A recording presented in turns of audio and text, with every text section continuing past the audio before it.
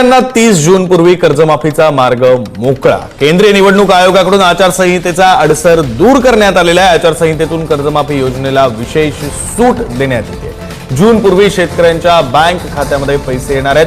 खरीप हंगामाच्या सुरुवातीलाच बळीराजाला मोठा दिलासा मानला जातो. राज्यातील शेतकऱ्यांसाठी कर्जमाफीचा मार्ग अखेर मोकळा झालेला आहे.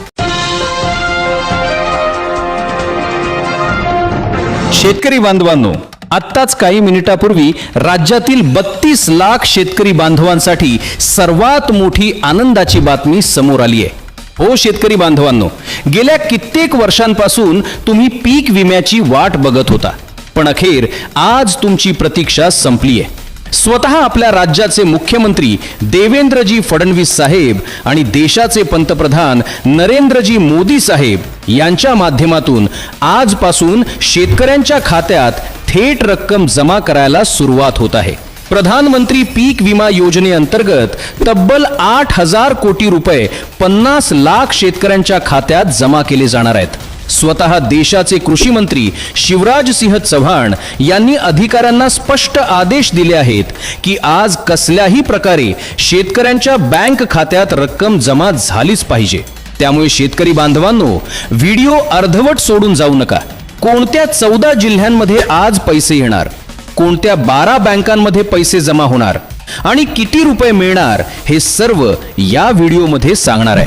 शेतकरी बांधवांनो, सर्वात आधी हे समजून घ्या की आज किती पैसे मिळणार आहेत.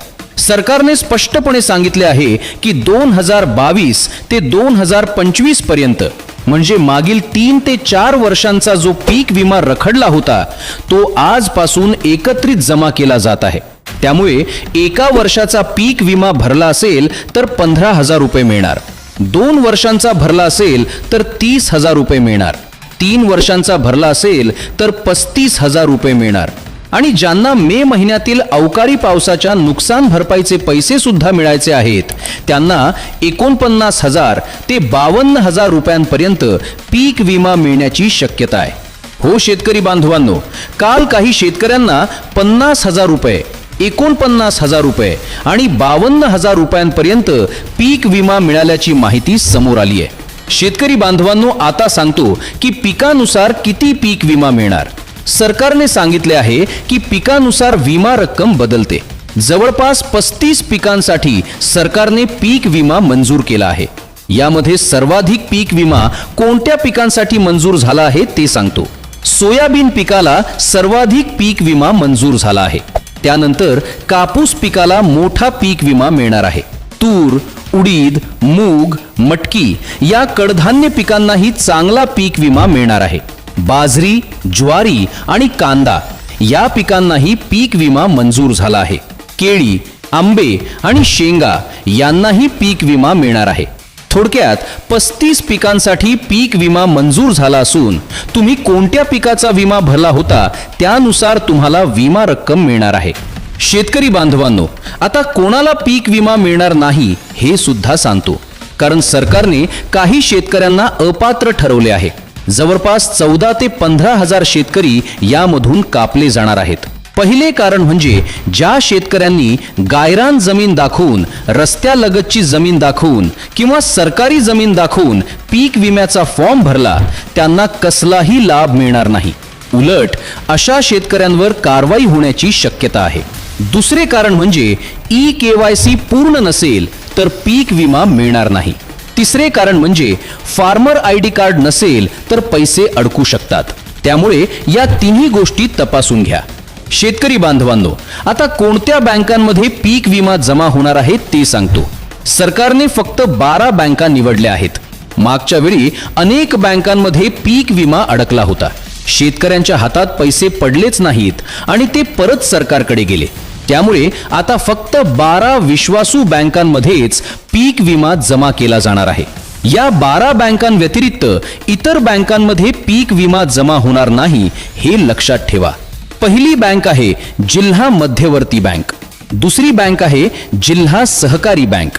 या 2 बँका शेतकऱ्यांच्या बँका म्हणून ओळखल्या जातात. खेडेगावात या बँकांच्या शाखा असतात. या बँकांमध्ये खाते असेल तर सर्वात आधी पीक विमा मिळेल. तिसरी बँक आहे HDFC बँक. चौथी बँक आहे ICICI बँक, पाचवी बँक आहे कोटक महिंद्रा बँक. या 3 खासगी बँकांमध्ये खाते असेल तरही पीक विमा जमा होणार आहे. सहावी बँक आहे पोस्ट ऑफिस बँक. केंद्र सरकारच्या नियंत्रणाखाली असलेल्या या बँकेत खाते असेल तरही पैसे जमा होणार आहेत. सातवी बँक आहे बँक ऑफ महाराष्ट्र. आठवी बँक आहे बँक ऑफ इंडिया. नववी बँक आहे स्टेट बँक ऑफ इंडिया. 10वी बँक आहे कॅनरा बँक. 11वी बँक आहे बँक ऑफ बडोदा आणि 12वी बँक आहे सेंट्रल बँक ऑफ इंडिया. या 12 बँकांपैकी कोणत्या तरी एका बँकेत तुमचे खाते असेल, आधार कार्ड लिंक असेल आणि KYC पूर्ण असेल तर तुम्हाला नक्कीच पीक विमा मिळणार आहे. शेतकरी बांधवांनो, आता सर्वात महत्त्वाचे म्हणजे कोणत्या 14 जिल्ह्यांमध्ये आज पीक विमा जमा होणार आहे ते सांगतो. काल 6 ते 7 जिल्ह्यांमध्ये वाटप झाले. आज 14 जिल्ह्यांचा नंबर लागला आहे. उद्या पुन्हा 14 जिल्ह्यांमध्ये वाटप होणार आहे. असे 3 दिवस वाटप होणार आहे. तुमचा जिल्हा यामध्ये आहे का ते नीट ऐका. पहिला जिल्हा आहे अकोला. विदर्भातील अकोला जिल्ह्यातील शेतकरी बांधवांनो, तुमच्यासाठी आनंदाची बातमी आहे. आज तुमच्या खात्यात पीक विमा जमा होणार आहे. दुसरा जिल्हा आहे नांदेड. मराठवाड्यातील नांदेड जिल्ह्यातील शेतकऱ्यांची वाट संपली आहे. आजपासून पीक विमा जमा होत आहे. तिसरा जिल्हा आहे वाशिम.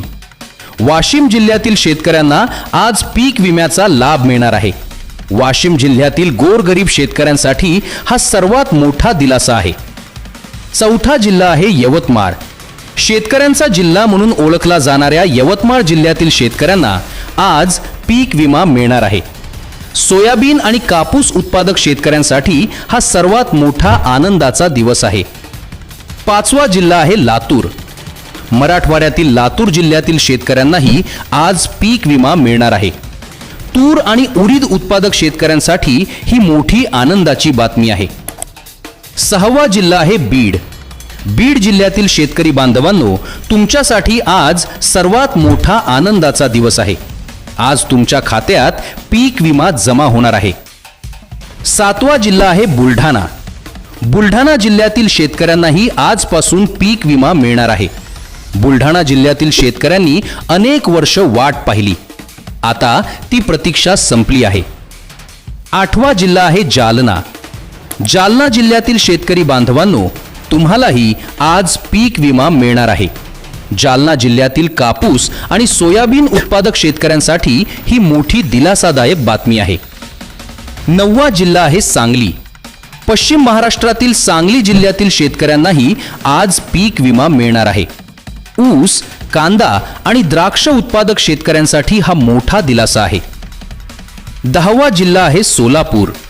सोलापूर जिल्ह्यातील शेतकरी बांधवांनो, तुम्हालाही आज पीक विमा मिळणार आहे. काल सोलापूर जिल्ह्यात झालेल्या दुर्घटनेनंतर आज मात्र आनंदाची बातमी येत आहे. 11वा जिल्हा आहे कोल्हापूर. 12वा जिल्हा आहे सातारा. या दोन्ही जिल्ह्यांतील शेतकऱ्यांनाही आज पीक विमा मिळणार आहे. पश्चिम महाराष्ट्रातील या दोन्ही जिल्ह्यांतील शेतकऱ्यांसाठी ही अत्यंत आनंदाची बातमी आहे. 13वा जिल्हा आहे रायगड आणि 14वा जिल्हा आहे रत्नागिरी. कोकणातील या दोन्ही जिल्ह्यांतील शेतकऱ्यांनाही आजपासून पीक विमा मिळणार आहे. आंबा आणि काजू उत्पादक शेतकऱ्यांसाठी ही सर्वात मोठी आनंदाची बातमी आहे. शेतकरी बांधवांनो, हे 14 जिल्हे आहेत ज्या जिल्ह्यांमध्ये आज पीक विमा जमा होणार आहे.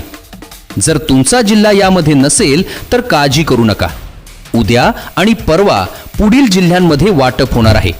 कोणत्याही पात्र शेतकऱ्याला वगळले जाणार नाही असे सरकारने स्पष्ट सांगितले आहे. शेतकरी बांधवांनो, आता एक महत्त्वाची गोष्ट सांगतो. आज तुमच्या जिल्ह्यात पैसे येणार असतील तर काय करायचे? सर्वात आधी तुमचे बँक पासबुक अपडेट करून घ्या. मोबाईलवर मेसेज आला की पैसे जमा झाल्याचे समजेल.